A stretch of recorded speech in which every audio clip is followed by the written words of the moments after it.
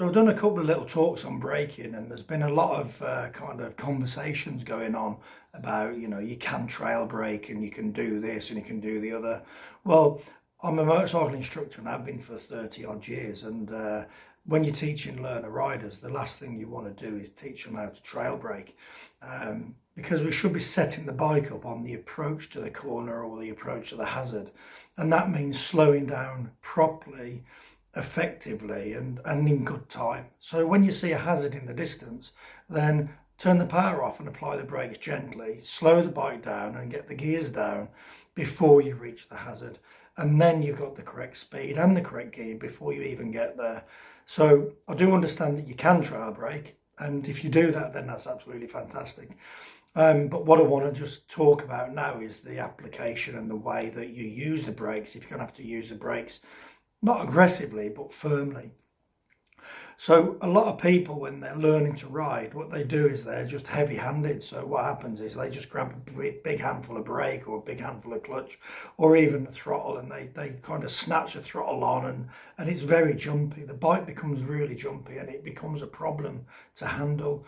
So when the bike feels like it's, upset and it's being aggressive, it's because of the input that's been given to the bike by the rider.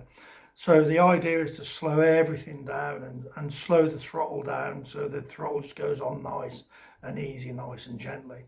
And the same with the clutch when you're using the clutch. If you just remember when you're doing your slow control and you're riding slowly, then the clutch goes out to go and into slow. So the clutch controls the speed of the bike. And again, this movement is very, very small. It's not on and off. It's just a very small movement so that the bike just moves forward gently as you release the clutch through the biting point. And then the same with the throttle as well. We don't want to be snapping it on and off because the bike becomes a little bit jumpy as well. And, it'll jump. As you put the power on, it kind of kicks up. And as you shut the power off, it'll kick down as well. And that's exactly the same as the brakes. And one of the biggest problems is people braking, they snatch that front brake on and it affects the handling of the bike. And what happens is the weight transfers forward, down, through the forks, into that front tyre. And then obviously the compression of the springs inside the fork, as they compress, there's only one way for them to go, and that's back. So they kind of catapult back a little bit as well, and it makes the bike feel really, really unstable. So if you're going to use the brakes and you are being quite kind of progressive with the brakes, if you apply the brakes first and get the brakes to bind, get the actual pads against the disc and get the pads to squeeze against the disc gently to start with, and then squeeze gently, and what that does then is slows the wheel down a lot more kind of gently, and it's a lot nicer feel as it's progressive.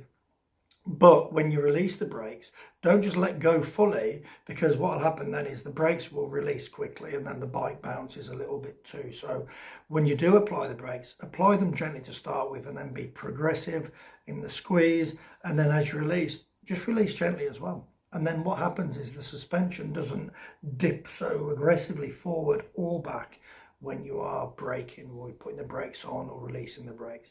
So just a few things to think about is the application of the controls that you're using with your hands, and that's the throttle, the front brake and the clutch. So everything just nice and gentle. And it's a very delicate, controlled way of using those controls so that you don't get yourself upset and the bike doesn't feel like it's being aggressive or be jumping around a little bit out of control. So you control the hands, and obviously when you're in control of this, then you can just relay that down into your hands and the bike will relax, and it will also respond more gently as well. So hope that helps for the learners out there.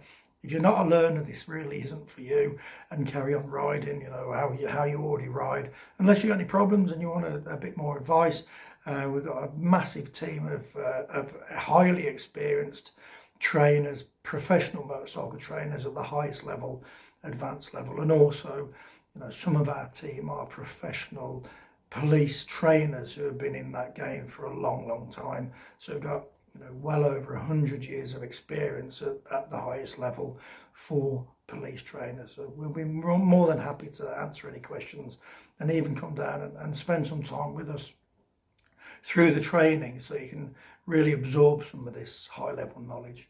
So just remember, keep it on the black stuff.